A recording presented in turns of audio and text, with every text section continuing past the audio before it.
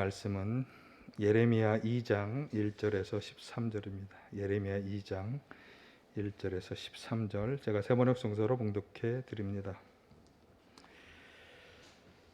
주님께서 또 나에게 말씀하셨다. 너는 가서 예루살렘 사람들이 들을 수 있게 이렇게 외쳐라.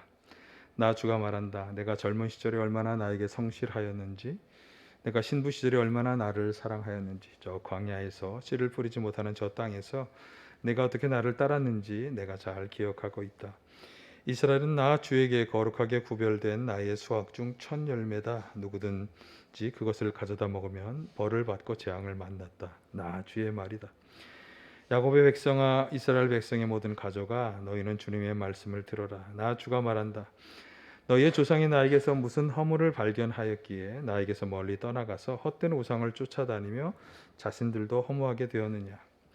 이집트 땅에서 우리를 이끌고 올라오신 분, 광야에서 우리를 인도하신 분, 그 황량하고 구덩이가 많은 땅에서, 죽음의 그림자 짙은 그 메마른 땅에서, 어느 누구도 지나다니지 않고 어느 누구도 살지 않는 그 땅에서 우리를 인도하신 주님은 어디에 계십니까? 하고 묻지도 않는구나. 내가 너희를 기름진 땅으로 인도해서 그 땅의 열매를 먹게 하였고 가장 좋은 것을 먹게 하였다. 그러나 너희는 들어오자마자 내 땅을 더럽히고 내 재산을 부정하게 만들었다. 제사장들은 나 주가 어디 있는지를 찾지 않으며, 법을 다루는 자들이 나를 알지 못하며, 통치자들은 나에게 맞서서 범죄하며, 예언자들도 바알 신의 이름으로 예언하며 도움도 주지 못하는 우상들만 쫓아다녔다. 그러면 내가 너희를 다시 법대로 처리하겠다. 나 주의 말이다. 내가 너희 자손의 자손들을 법대로 처리하겠다. 너희는 한번 키프로스 섬들로 건너가서 보고 게달에도 사람을 보내어서 일찍이 그런 일이 일어났던가를 잘 살피고 알아보아라. 비록 신이라 할 수 없는 그런 신을 섬겨도 한번 섬긴 신을 다른 신으로 바꾸는 민족은 그리 흔하지 않다. 그런데도 내 백성은 그들의 영광을 전혀 쓸데없는 것들과 바꾸어 버렸다. 하늘아, 이것을 보고 너도 놀라고 떨다가 새파랗게 질려버려라. 나 주의 말이다. 참으로 나의 백성이 두 가지 악을 저질렀다. 하나는 생수의 근원인 나를 버린 것이고, 또 하나는 전혀 물이 고이지 않는 물이 새는 웅덩이를 파서 그것을 샘으로 삼은 것이다. 아멘. 할렐루야. 오늘도 주님의 은혜와 평강이 함께 하시기를 간절히 축원합니다. 오늘 본문은 이스라엘 백성들에 대한 하나님의 마음을 잘 보여주는데요.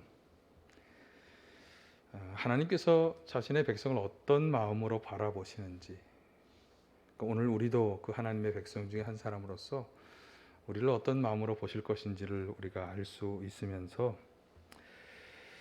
이제 이스라엘 백성들이 벌이는 일에 대한 하나님의 실망의 마음을 여실히 보여주고 있습니다. 그러니까 우리도 이와 같은 일을 한다면 하나님의 마음에 실망을 드릴 수 있겠죠. 그래서 오늘 이 본문의 일들을 살펴보면서 정말 이스라엘 백성들이 저질렀던 일, 그래서 우리의 신앙생활 속에서 우리가 저질러서는 안 되는 일이 무엇인지, 하나님께서 우리에게 요청하시는 게 무엇인지 그것을 함께 살펴보도록 하겠습니다.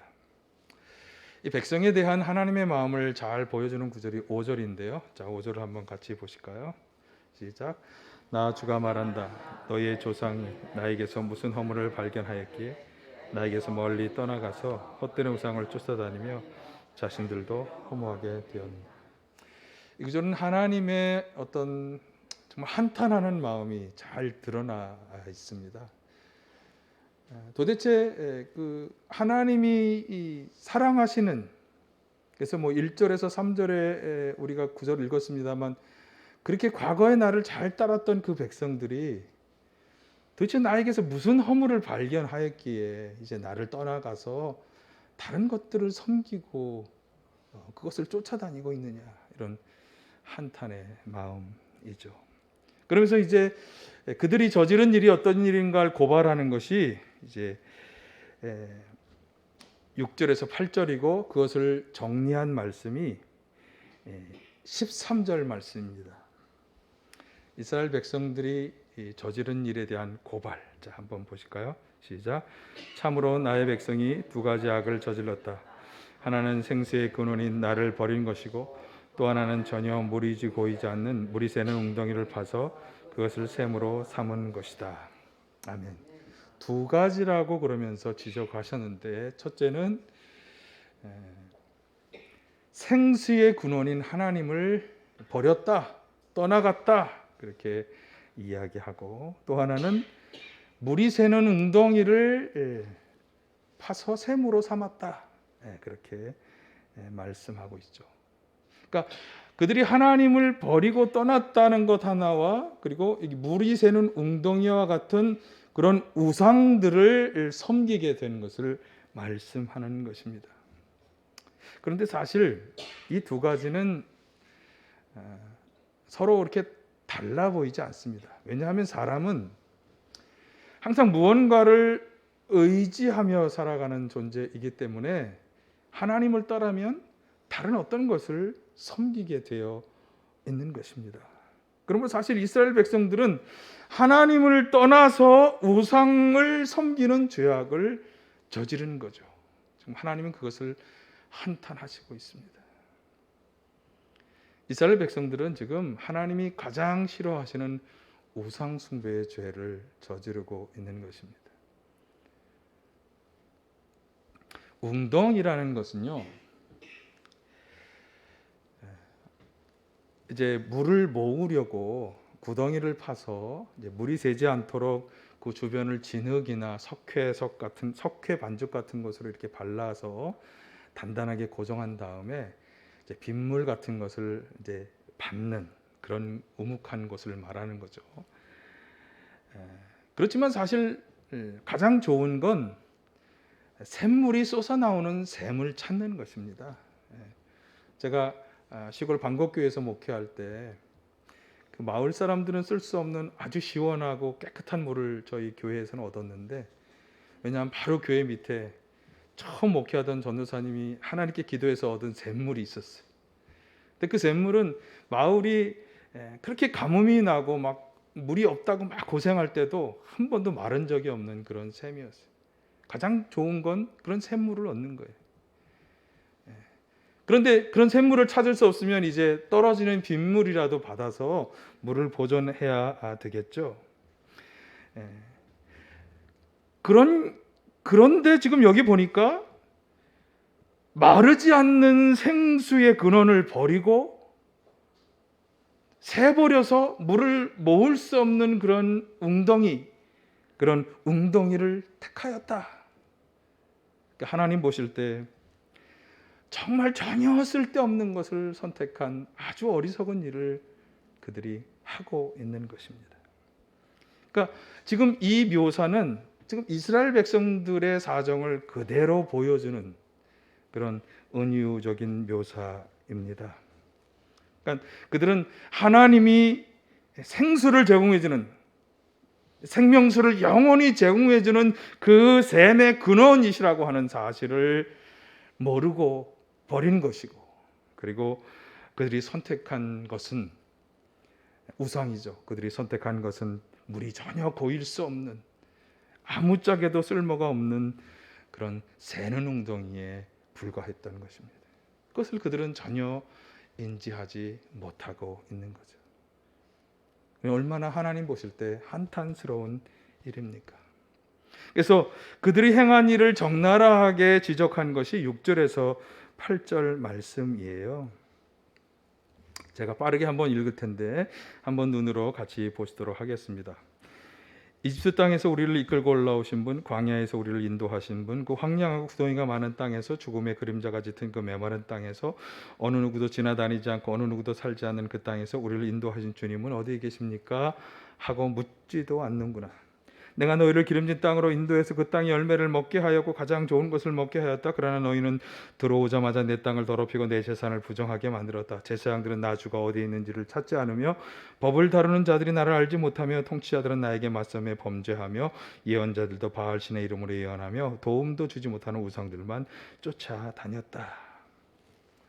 사실 이스라엘 백성들은 그렇게 힘들고 어려운 노예 생활로부터 구원해 주시는 그런 해방의 은혜를 받았고, 그리고 약속하신 기름지고 풍요로운 땅으로 그들을 인도하는 과정 속에 거친 광야 속에 지키고 돌보시고 보호해 주시는 하나님의 은혜를 경험했고, 결국에는 그 땅에 들어가서 정말 좋은 것을 먹게 하는 그런 하나님의 은혜를 다 받았는데 그런 것을 다 잊어버렸다는 거예요. 그렇게 하신 분이 어디 계십니까? 라고 찾지도 않는다는 게 그 말이에요. 그러면서 오히려 가나안 땅에 들어와서 안전하게 정착을 하게 되어서 풍성한 소산물을 가지게 되고 누리며 살게 되자 정말 하나님을 의지하는 것 대신에 오히려 하나님께 맞서고 그리고 바알과 같은 땅의 신 다산의 신을 섬기고 쫓아다니기 시작한 것입니다. 힘들고 어려운 과정 속에서 자기들을 도와주시고 함께 하시는, 특별히 정말 노예와 같은 그런 삶에서 그들을 해방시켜 주신 하나님보다 이제 그들은 더 많은 곡식, 더 풍성한 수확을 거둬들인 일에 온통 그들의 관심을 쏟게 된 것이고, 그것을 위해서 정말 그들이 정착하던 그 땅의 사람들이 옛날부터 섬기던 다산의 신 바알을 섬기며 의지하기 시작한 것입니다. 저는 이 구절 중에 그 말씀이 떠오릅니다. 하나님께서는 아무런 허물도 없으셨는데 사람들의 관심과 시선이 다른 데로 돌려지면서 하나님을 버리고 하나님이 볼 때 아무 쓸모없는 우상을 섬기고 따르게 되었다. 자, 이 말씀은요,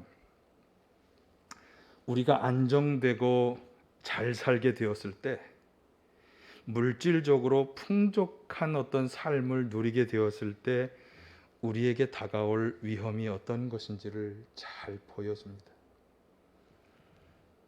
아니 목사님, 저는 그렇게 풍족하게 살지 않기 때문에 이 말씀 그렇게 해당이 안 될지 모르겠는데, 혹시 이렇게 생각하신다면 한번 잘 들어보세요. 우리에게 다가온 위험이 어떤 것인지. 한마디로 말해서 이렇게 말할 수 있겠습니다. 하나님을 대신하여 다른 것을 섬기며 의지하는 위험. 말씀의 뜻이 이해가 되시나요? 본문의 표현대로 말하면 샘의 근원을 버리고 물이 새는 웅덩이를 샘으로 삼는 위험. 왜 이렇게 되는 것일까? 이것은 이제 이스라엘 백성들이 가나안이라고 하는 풍성한 과일과 소산물을 얻을 수 있는 땅에 들어가면서 벌어지기 시작한 일이라는 점을 생각해 본다면, 먼저 우리가 생각해야 할 것은 지금 이스라엘 백성들이 현재 관심과 시선을 두고 있는 것은 현재 자신들에게 다가온 일이었다. 그런데 그 다가온 일이 뭐냐 하면 풍성한 수확, 더 많은 결실을 거두는 것에 그들의 현재의 관심을 두었을 때, 그러니까 풍성하고 안정적인 수확이 무엇보다 중요하고 그것을 우선적으로 추구하려 할 때 바로 이런 그것을 보장한다고 하는, 그 땅 사람들이 믿고 섬기던 우상을 그대로 함께 믿고 섬기는 그런 죄악에 빠져들어가게 되었다라고 하는 사실. 여러분, 이것이 무엇을 의미하는 것입니까? 당장 우리가 눈앞에 보이는 현실의 성공과 축복, 그리고 눈에 보이는 어떤 현상과 결과에 집착할 때 이러한 위험에 빠질 수 있다. 그러니까 축복과 부유함을 누리게 되었을 때뿐만 아니라 우리의 시선이 현재 지금 내가 성공해야 하고 많은 돈을 벌어야 하고 하는 이런 모든 것에, 우리가 눈에 보이는 어떤 현상과 결과에 집착할 때 우리는 이 위험에 빠질 수 있다. 이해가 되시나요? 동의도 되시나요? 그래서 지금 우리가 무엇을 보고 있느냐 하는 것이 중요합니다. 여러분이 지금 바라고 추구하는 것이 무엇입니까?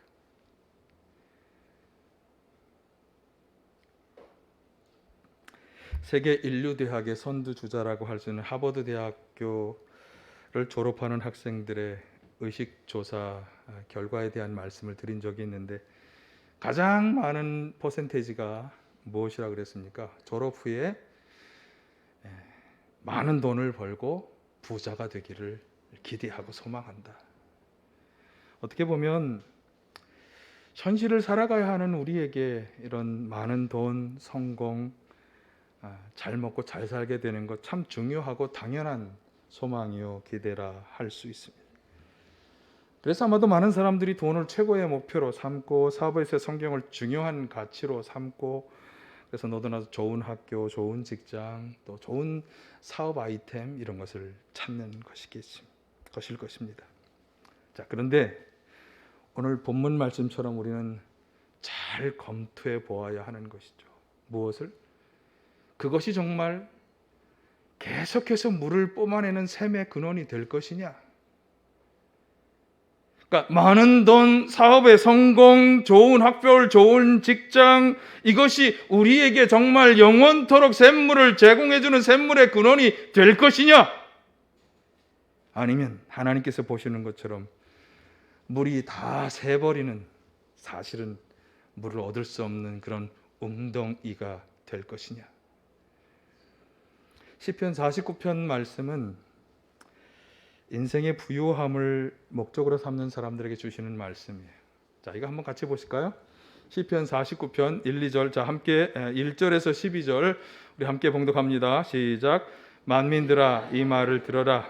이 세상 사는 만백성아 모두 귀를 기울여라. 낮은 자도 높은 자도 부자도 가난한 자도 모두 귀를 기울여라. 자기의 재물을 의지하는 자들과 돈이 많음을 자랑하는 자들을 내가 어찌 두려워하리요. 아무리 대단한 부자라 하여도 사람은 자기 생명을 속량하지 못하는 법.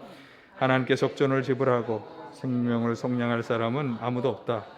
생명을 속량하는 값은 값으로 매길 수 없이 비싼 것이어서 아무리 벌어도 마련할 수 없다. 죽음을 피하고 영원히 살 생각도 하지 말아라. 누구나 벌 수 있다.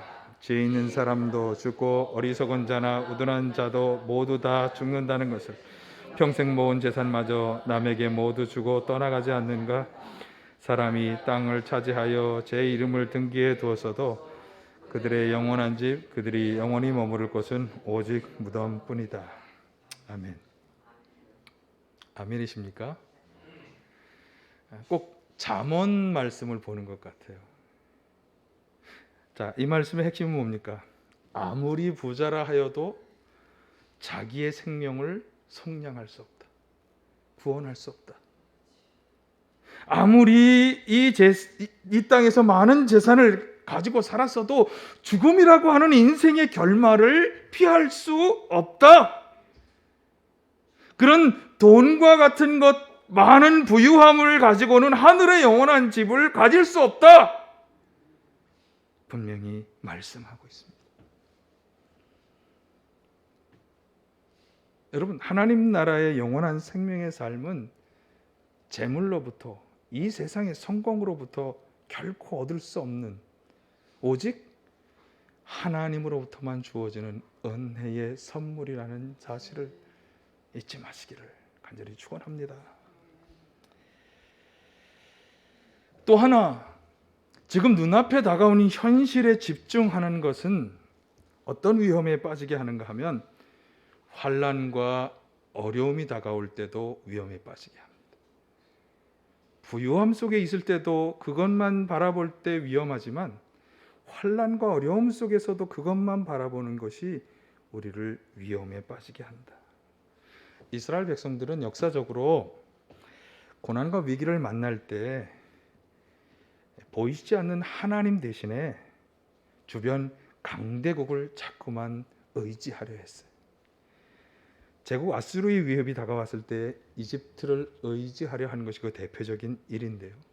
열왕기하 18장 19에서 21절에 보면 이스라엘을 점령하려고 아수르가, 제국으로 크게 성장한 아수르가 이스라엘을 쳐들어왔을 때, 그 아수르의 왕 사네비리 왕을 한 왕의 신하 중에 랍사게라고 하는 사람이 이 군대의 맨 앞자리에 와서 이스라엘 백성을 위협하면서 이렇게 말했어요.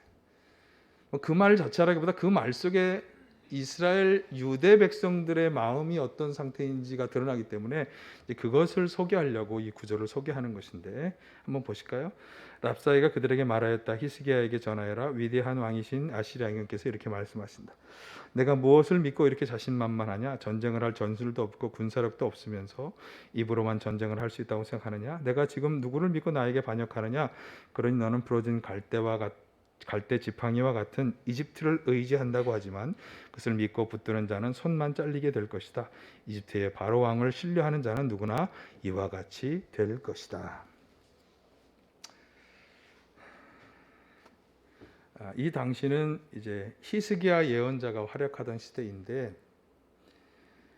제국 아수르가 막 쳐들어오면서 그 주변 나라들이 다 어떻게 보면 아수르에게 침략을 당하는 위험 앞에 처했을 때, 히스기야가 권장한 것은 왕과 신하들이 선택한 것과 정반대였어요. 왕과 신하들은 이집트와 연합해야 한다. 그래서 저들과 맞서서 승리할 수 있다고 계속 주장했고, 히스기야는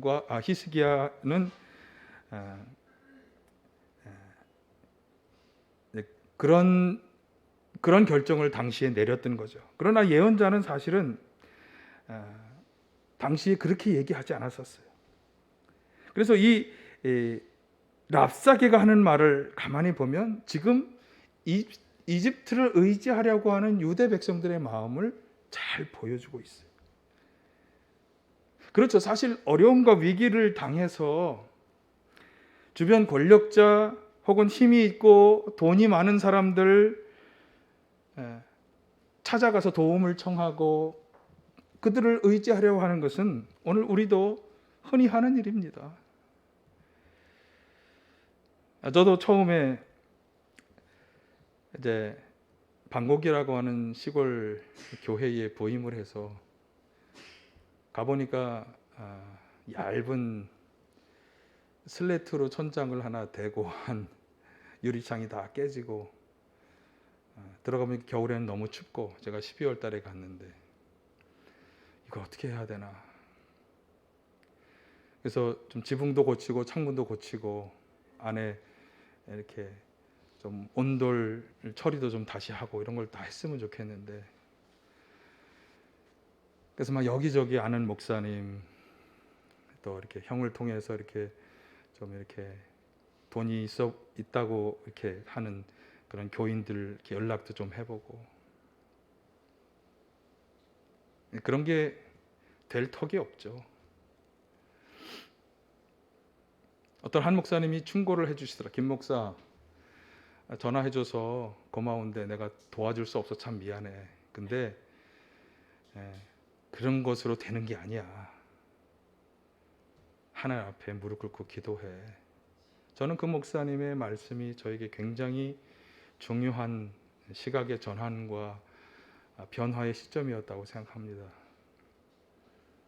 여러분, 삶의 위기와 고난을 당할 때 여러분 제일 먼저 누구를 생각하고 무엇을 생각하십니까? 주변에 돈이 많은 사람? 높은 고위직에 있는 공무원? 누구를 생각하십니까? 성경은 우리에게 분명히 말씀합니다. 시편 146편 3, 4절 우리 함께 보실까요? 시작. 너희는 힘 있는 고관을 의지하지 말며 구원할 능력이 없는 사람을 의지하지도 말아라. 사람은 수만 번 끊어지면 흙으로 돌아가니 그가 세운 모든 계획이 바로 그날로 다 사라지고 만다. 이사야 선지자도 말씀합니다. 2장 22절 너희는 사람을 의지하지 말아라. 그의 숨이 코에 달려 있으니 수의 샘할 가치가 어디에 있느냐. 힘 있는 고관이라 할지라도, 당장 권력 있고 돈이 있고 그래서 이 문제를 정말 저 사람이라면 해결해 줄 수 있을 것 같아 보이지만, 그러나 그렇지 않다는 것입니다. 왜? 그 사람도 수만 번 끊어지면 그것으로 끝나는 똑같은 연약한 존재이기 때문에 그들이 가지고 있는 그 돈도 나에게 도움을 펼치려는 순간 어떤 일이 일어나서 그것을 할 수 없게 될지 아무도 알 수가 없는 거예요. 그래서 강조합니다. 시편 146편 5절. 사람이 아니라 누구다? 사람이 아니라 누구다? 사람이 아니라 누구다? 하나님이시다. 보실까요? 야곱의 하나님을 자기의 도움으로 삼고 자기의 하나님이신 주님께 희망을 거는 사람이 복이 있다. 시편 118편 8, 9절 보실까요? 주님께 몸을 피하는 것이 사람을 의지하는 것보다 낫다. 주님께 몸을 피하는 것이 높은 사람을 의지하는 것보다 낫다. 아멘. 여러분, 주 대신 하나님께 피하고 그분을 도움으로 삼고 희망으로 삼는 사람이 복이 있다. 이게 무슨 말입니까? 하나님께서만이 참된 도움이 되시고 피할 길을 열어주는 분이시며 우리의 환난과 문제를 해결해 주시는 분이심을 말씀하는 것입니다. 여러분, 삶의 고난과 위기와 환난이 다가올 때 사람이 힘이 되어주려니 하는 마음, 아니면 하나님이 아닌 다른 어떤 것들을 의지하려고 하는 마음, 그런 마음을 다시금 재고해 보시기 바랍니다. 그런 것은 창조주 하나님과 비교할 수 없는 피조물이고 아무런 능력이 없는 무능력한 우상에 불과한 것입니다. 얼마 전에 우리나라 청소년 여자 핸드볼 대표팀이 18세 이하 세계 선수권 대회에서 우승했다고 하는 소식을 접했습니다. 당시엔 잘 모르고 있다가 그래서 유튜브로 그 경기를 찾아보았는데요. 이런 생각이 들더라고요. 하나님을 믿는 사람들은 이미 이겼다고 하는 경기를 다시 보는 사람과 같다. 이미 이겼다고 하는 사실을 알기 때문에 그 하이라이트를 보면서 아무런 염려도 걱정도 없이 볼 수가 있는 거죠. 좀 지는 것 같아도 질 리가 없는 거죠. 이미 이긴 경기니까. 점수차가 좀 벌어지는 것 같아도 뭐 염려가 되지 않아. 왜? 이미 그 경기는 이긴 경기니까. 마찬가지입니다. 우리가 정말 하나님을 믿고 신뢰하고 참으로 의지하며 살아간다면 우리는 이런 사람이 될 수 있다. 되어야 한다. 왜? 하나님께서는 이미 당신의 백성에게 승리를 약속하셨기 때문에, 복의 근원이 되게 하시겠다고 하는 언약을 주셨기 때문에 그것을 신뢰한다면, 그러면 내가 지금 좀 힘들어도, 내가 좀 실패한 것 같아도 그래도 이것으로 끝나지 않는다고 우리는 확신할 수 있는 것입니다. 그럼 어떻게 되는 것입니까? 하나님이 약속하신 것이 우리에게 신실하게 이루어진다. 이것을 확신할 수 있는 것입니다. 우린 이런 언약을 받은 하나님의 언약의 백성이고 약속의 자손이고, 그래서 우리는 이미 승리한 사람인 것입니다.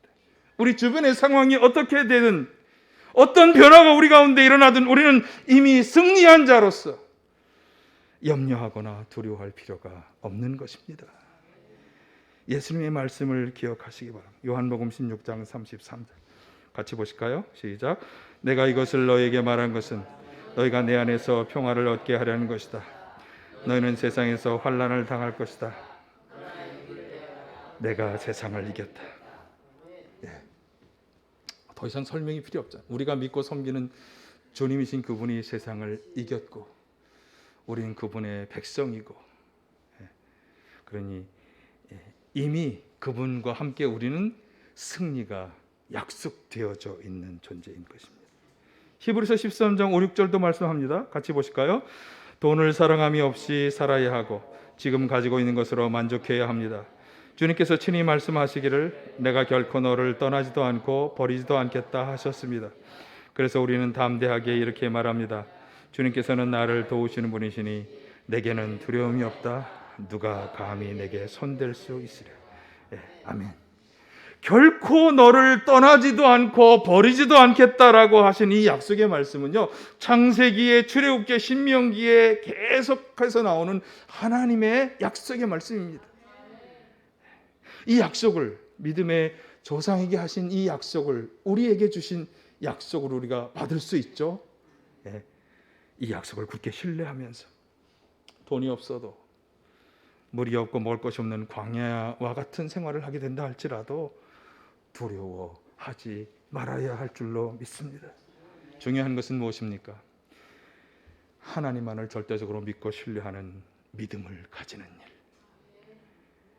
그 믿음에 굳게 서서 흔들리지 않는 것입니다. 오늘 본문의 이스라엘 백성들은 어떻게 보면 바로 이 믿음을 굳건하게 유지하는 데 실패한 것입니다.